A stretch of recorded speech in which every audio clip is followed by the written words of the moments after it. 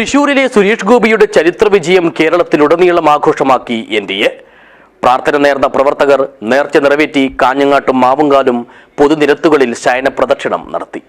This news sponsored by Bobby Chemmanur international jewellers.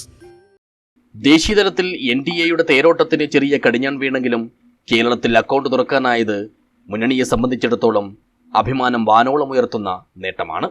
സംസ്ഥാനത്തിന്റെ സാംസ്കാരിക നഗരി എന്നുകൂടി അറിയപ്പെടുന്ന തൃശൂരിൽ സുരേഷ് ഗോപിയിലൂടെ താമര വിരിയിക്കാനായതിന്റെ അങ്ങേയറ്റത്തെ ആഘോഷത്തിലും ആഹ്ലാദത്തിലുമാണ് BJP ക്യാമ്പുകൾ.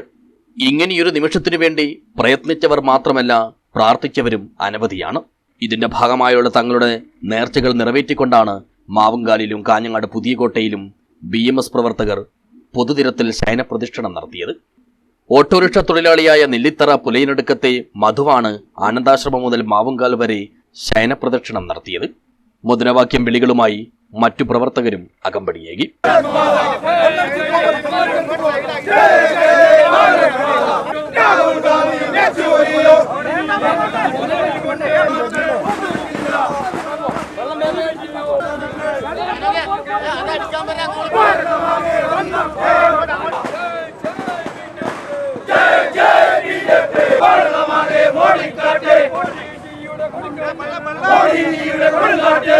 വിജയമായി വിജയിച്ചു. അതും നല്ലൊരു ക്രെഡിറ്റാണ്. എല്ലാ പാർട്ടിക്കാരെയും പിന്തള്ളിക്കൊണ്ട് മൂന്നാം സ്ഥാനത്തിലെ BJP ഒന്നാം സ്ഥാനത്ത് എത്തേണ്ട കഴിവ് നമ്മളെ സുരേഷ് ഗോപിക്ക് കഴിച്ചു. ഗോപി കേരളത്തിൽ വിജയിച്ചു കഴിഞ്ഞാൽ പാർട്ടിയുടെ സജീവ പ്രവർത്തകനും BMS തൊഴിലാളിയുമായ മധു സുരേഷ് ഗോപി ജയിച്ചു കഴിഞ്ഞാൽ ഞാൻ ശയനപ്രദക്ഷിണം നടത്തുമെന്ന് തെരഞ്ഞെടുപ്പിന് മുമ്പ് തന്നെ പ്രഖ്യാപിച്ചിരുന്നു. അതിൻ്റെ ഭാഗമായിട്ടാണ് ഇന്നിപ്പോൾ ഈ ശയനപ്രദക്ഷിണം നടന്നത്. നമുക്കറിയാം, കേരളത്തിൽ ഇടത് വലത് മുന്നണികൾ കേരളത്തിൽ താമര വിരിയിക്കില്ല എന്ന് അസന്നിഗ്ധം പ്രഖ്യാപിച്ച ഈ സാഹചര്യത്തിൽ സുരേഷ് ഗോപി എന്ന നമ്മുടെ മണിമുത്ത് ഇന്ന് കേരളത്തിൽ വിജയിച്ചിരിക്കുകയാണ്. ഇതിനപ്പുറം നമുക്ക് വേറൊരു സന്തോഷമില്ല. സമാനമായി പുതിയകോട്ടയിൽ ചുമട്ടുതൊഴിലാളിയായ വാഴക്കോട്ടയ്ക്ക് അജിത്തും ശയനപ്രദക്ഷിണം നടത്തി.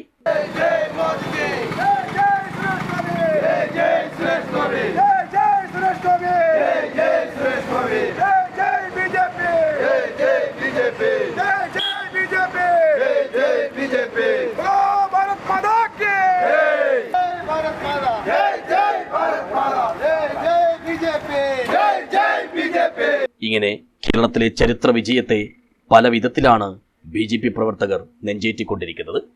News bureau, Kanhangad.